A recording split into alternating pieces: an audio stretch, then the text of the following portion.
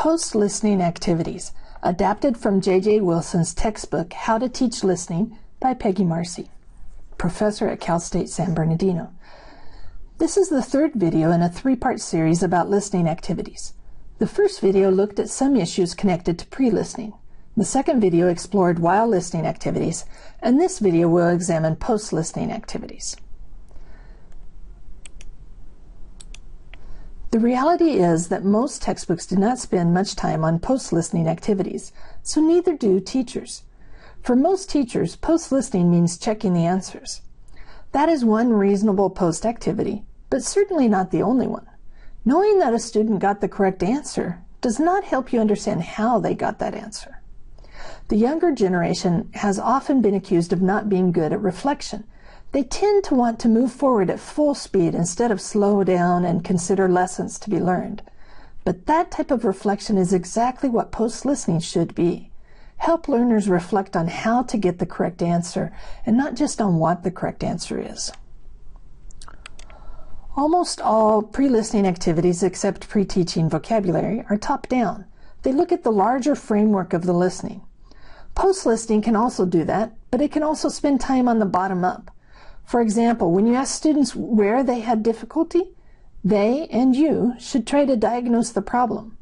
Was it a vocabulary or slang issue? Was it an issue of pronunciation? Or was it a problem with assumed context knowledge that the listeners lacked? Diagnosing usually requires analytical thinking where the listening is taken apart.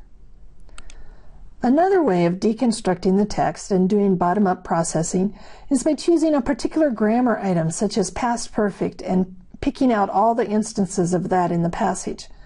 The teacher can replay the sentence or a slightly larger context where this grammar item occurred and then spend time asking the students about it. Methods of transition, vocabulary, and discourse markers can all be focused on in post-listening activities. However, be sure to just choose one of them per post-listening activity. Wilson advises teachers to not overwhelm students by trying to point out every linguistic feature. Transcripts, by the way, can also be useful when looking at specific aspects of the language used. One way of finding out how much the learners understood is by asking them to summarize what they heard. Wilson points out that this is student-centered and focuses on their success before pointing out areas they missed. It also replicates a real-life listening skill. Students will say what they understood, and they usually feel free to include details that they found interesting. There are lots of possible post-listening activities, but I'm going to finish with discussion.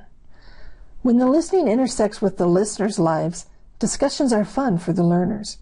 In contrast, answering comprehension questions about the listening is not discussion, even if it requires longer responses. Discussions could reflect back to a pre-listening activity of prediction, where learners talk about which predictions were accurate and which weren't. Any type of pre-listening expectation could be resolved in post-listening discussions. So, in summary, post-listening activities should be any combination of reflection, troubleshooting, analyzing specific language, summarizing what was understood, or discussion.